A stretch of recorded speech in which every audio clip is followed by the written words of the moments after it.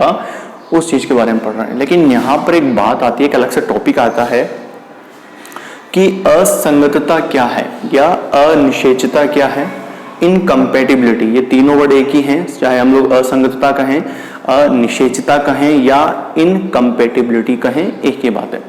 अब ये क्या चीज है कि देखिए, नॉर्मल हम लोगों ने क्या पढ़ा कि जो परागकण होते हैं वो वर्तिकाग्र पर गिरते हैं, वर्तिकाग्र पर गिरने के बाद अंकुरित होंगे, अंकुरित होने के बाद परागनलिका बनती है जो कि वर्तिका से होती हुई अंडाशय वाले पोर्शन में पहुंचेगी और अंडाशय में पहुंचने के बाद बीजांड द्वार से बीजांड में प्रवेश करती है और निषेचन प्रोसेस संपन्न करती है।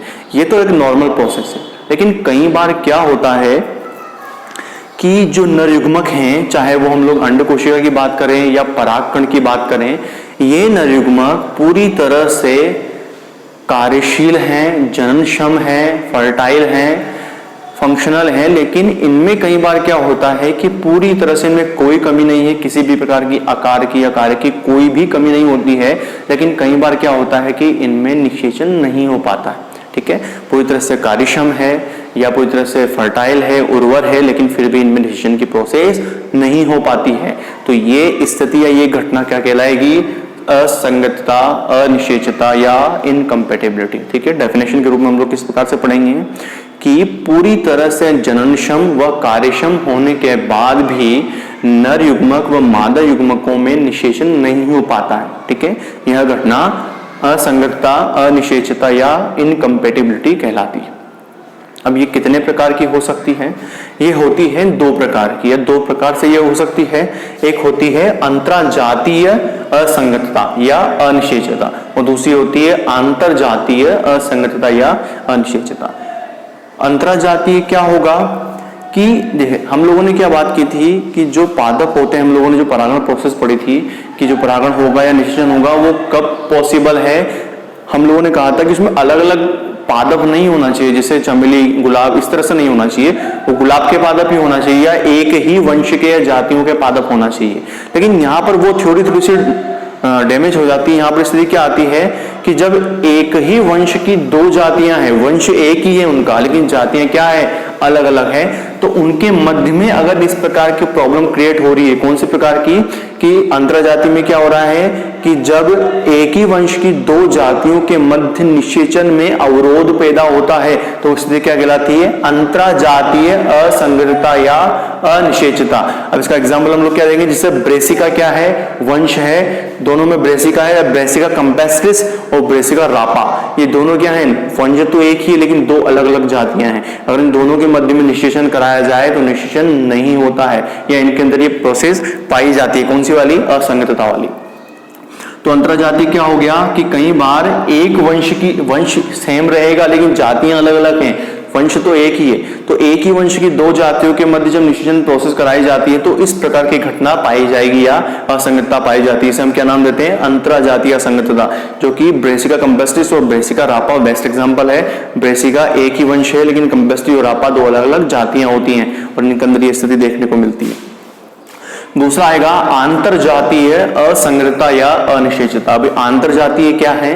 वहां पर हमने पढ़ा कि एक ही वंश की दो जातियां हैं, लेकिन मान लीजिए कि यहाँ पर एक ही जातियों के मध्य प्रोसेस हो, तो कई बार हो जाता है। हम लोगों ने उसमें निश्चय में नॉर्मली हम लोगों ने क्या पढ़ा कि जो पादप होते हैं एक ही वंश के हो सकते हैं या एक ही जातियों के हो सकते हैं, उनके अंदर निश्चय प्रोसेस संपन्न हो जाती है। लेकिन यहाँ पर क्या हो रहा है आंतरजातीय में कि एक ही जाति के जो सदस्य, जैसे प्रिमुला पादप होता है, उस प्रिमुला पादप के एक ही जाति के सदस्य हैं लेकिन दोनों में निषेचन में क्या हो रही है? प्रोसेस नहीं हो पा रही है। ये नहीं हो पा रही है तो इस घटना को हम क्या देते हैं नाम? अंतरजातीय असंगतता या अनिषेचता। आप लोग समझ रहे हैं इस चीज को? हम वापस से क्लियर करते हैं। असंगतता, अनिश्चितता या इनकम्पेटिबिलिटी क्या है? पहले इसको समझने से पहले नॉर्मल प्रोसेस हम लोगों ने पढ़ी थी वो समझते हैं कि जो परागकण होते हैं वो वर्तिकाग्र पे गिरते हैं, नलिका बनती है, निषेचन होता है, ये नॉर्मल प्रोसेस हो जाता है। लेकिन यहाँ पर स्थिति क्या होगी कि परागकण में कोई कमी नहीं है, पूरी तरह से जननक्षम है, कार्यशील है, कोई दिक्कत नहीं है। उसी प्रकार से अंड कोशिका में भी कोई दिक्कत नहीं है।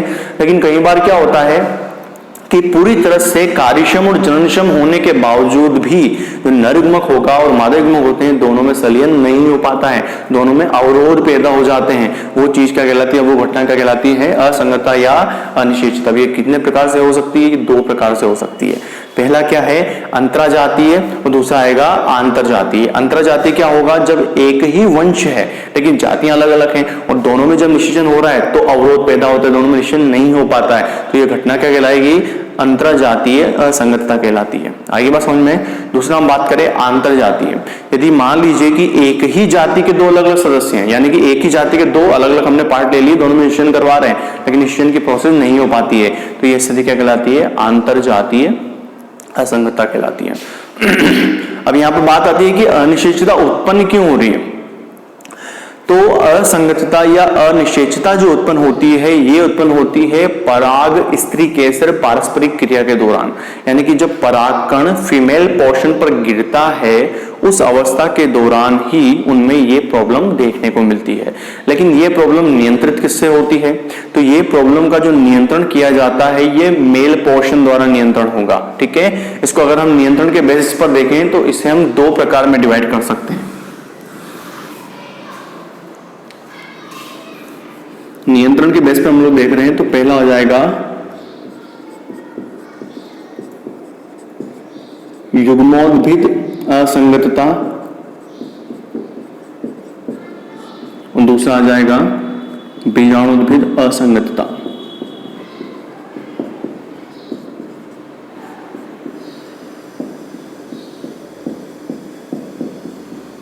देखो युग्मोद्भिद वर्ड आ रहा है यानी कि यहां पर हम एन पोर्शन लेंगे और बीजाणुद्भिद असंगतता आ रही है यानी कि 2n पोर्शन लेंगे। अब यहां पर समझते हैं कि असंगतता उत्पन्न क्यों होती है। ये उत्पन्न कब हो रही है, जब पराग स्त्री से पारस्परिक क्रिया होगी तब हमें देखने को मिलेगी, यानी निषेचन हो ही नहीं पाएगा, निषेचन की प्रोसेस कंप्लीट नहीं होती है। लेकिन ये हो किससे रही है, प्रॉब्लम किस तरफ से आ रही है, मेल पोर्शन से आ रही है, फीमेल पोर्शन से आ रही है। तो ये जो असंगतता वाली या अनिश्चितता वाली जो घटना होती है ये नियंत्रित होती है जीन के द्वारा, और ये जीन किसके, मेल पोर्शन वाले जीन, फीमेल का इसमें कोई योगदान नहीं होगा। मेल पोर्शन वाले जीन जो होते हैं इस घटना को नियंत्रित करके रखते हैं। यानी कि स्थिति क्या होती है, ये दो प्रकार से हो सकती है नियंत्रण के आधार पर, या तो युग्मोद्भिद रूप से हो या बीजाणुद्भिद रूप से हो। यानी कि जो परागकण हैं उन परागकणों, अच्छा ये प्रॉब्लम कब देखने को मिलती है, जब परागकणों के बाहरी तरफ लेयर का निर्माण हो रहा हो और उसी समय वर्तिकाग्र भी परिपक्व हो रही हो, तो यानी कि ये मैच्योरिटी फॉर्म में ही देखने को मिलती है। हम अल्पकालिक समय में इसका पता नहीं लगा सकते, तो मैच्योरिटी फॉर्म जब आ जाएगी तो उस समय इनमें ये प्रॉब्लम देखने को मिलेगी।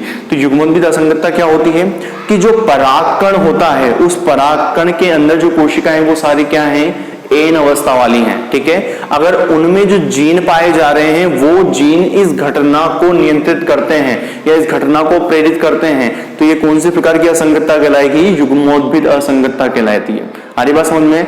और बीजाणुद्भिद असंगतता क्या होगी यानी कि अगर असंगतता को वे कोशिकाओं के जीन या वे जीन नियंत्रित करें जिनके द्वारा किसका निर्माण हो रहा है, परागकणों का निर्माण होता है, तो ये प्रकार की कहलाती है बीजाणुद्भिद असंगतता कहलाती है। वापस हम लोग क्लियर करते हैं। असंगतता समझ में आ गई आपको, दो प्रकार से होती है, आंतरजातीय और अंतरजातीय। अब यहाँ पर हम बात करते हैं कि नियंत्रण, अगर कि हम बात करें कि नियंत्रण कौन सी कोशिकाएं करती है, नियंत्रण कौन सा पोर्शन द्वारा होता है, तो यहाँ पर दो पोर्शन है, मेल एंड फीमेल। तो फीमेल का कोई योगदान नहीं होगा, मेल पोर्शन द्वारा ही होता है। लेकिन मेल में क्या, एक तो परागकण है, लेकिन परागकण बनते किससे हैं, 2n कोशिकाओं से बनते हैं। तो 2n कोशिकाओं में भी जीन पाए जा रहे हैं और जो परागकण बना है उसके अंदर भी जीन पाए जा रहे हैं। अगर ये असंगतता उस परागकण के जीनों द्वारा नियंत्रित हो रही है या प्रेरित हो रही है तो उसे हम क्या नाम देते हैं, युग्मोद्भिद असंगतता नाम देते हैं। आगे बात समझ में आपको। और अगर जिन कोशिकाओं से परागकण बनते हैं तो वो कोशिकाएं तो 2n होती है, अपना विभाजन करके बनाती है ना, तो अगर उन कोशिकाओं के जीन इस प्रोसेस को नियंत्रण कर रहे हैं तो उस प्रकार की संगतता को क्या कहेंगे, हम बीजाणुद्भिद असंगतता नाम देंगे। क्लियर हो गया। अच्छा यहाँ पर हम बात करें कि असंगतता के दौरान क्या क्या घटनाएं देखने को मिलेंगी। ये बात तो क्लियर हो गई कि दोनों में निश्चय तो नहीं होगा। ठीक है, बाकी सारी घटनाएं कैसे होंगी कि पहली घटना या तो ये हो सकता है कि जो परागकण है वो वर्तिकाग्र पर गिरने के बाद अंकुरित ही ना हो। क्यों नहीं हो रहा है, क्योंकि परागकण के अंदर जो जीन पाए जा रहे हैं जिसे हम क्या नाम दे रहे हैं, युग्मोद्भिद असंगतता, वो जीन उसे अंकुरित ही नहीं होने देते हैं, रोक देते हैं।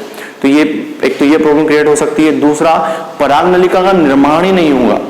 ठीक है, दूसरी घटना ये हो सकती है। तीसरा, पराग नलिका मान लीजिए बन भी गई, अंकुरण भी हो गया, पराग नलिका बाहर निकल गई, लेकिन वो पराग नलिका वर्तिका में जाकर के क्या हो जाती है, फट जाती है। यानी कि उसको रोकने के हर एक स्टेप पर प्रयास किए जा रहे हैं। या तो वो अंकुरित ही ना हो, अंकुरित हो जाएगी तो उसमें से परागनलिका ही नहीं निकलती है, परागनलिका निकल जाती है तो वर्तिका में जाकर फट जाती है। अगर मान लीजिए वर्तिका वाले पोर्शन को भी क्लियर कर गई तो बीजाणु में प्रवेश करने के बाद वो अंडकोशिका से सलित होगी ही नहीं, यानी कि उनमें केंद्रकों में आपस में सलियन होगा ही नहीं, नरयुग्मक और अंडकोशिका का केंद्र का आपस में टच होगा ही नहीं या सलित होता ही नहीं है, वहीं जाकर प्रोसेस खत्म हो जाती है। तो अलग अलग स्टेप पर इसके बैरियर पाए जाते हैं, यानी कि उसमें असंगतता को बढ़ावा देना है या उनमें निषेधन नहीं करना है, तो ये इस तरह से देखना ठीक है। अलग अलग स्टेप पर या तो परागकण अंकुरित नहीं होते हैं, वो लास्ट में जाकर उनमें केंद्रकों का सलियन भी रुक जाता है। तो ये प्रोसेस क्या कहला रही है? असंगतता कहला रही है। डेफिनेशन हो गया, प्रकार हो गया।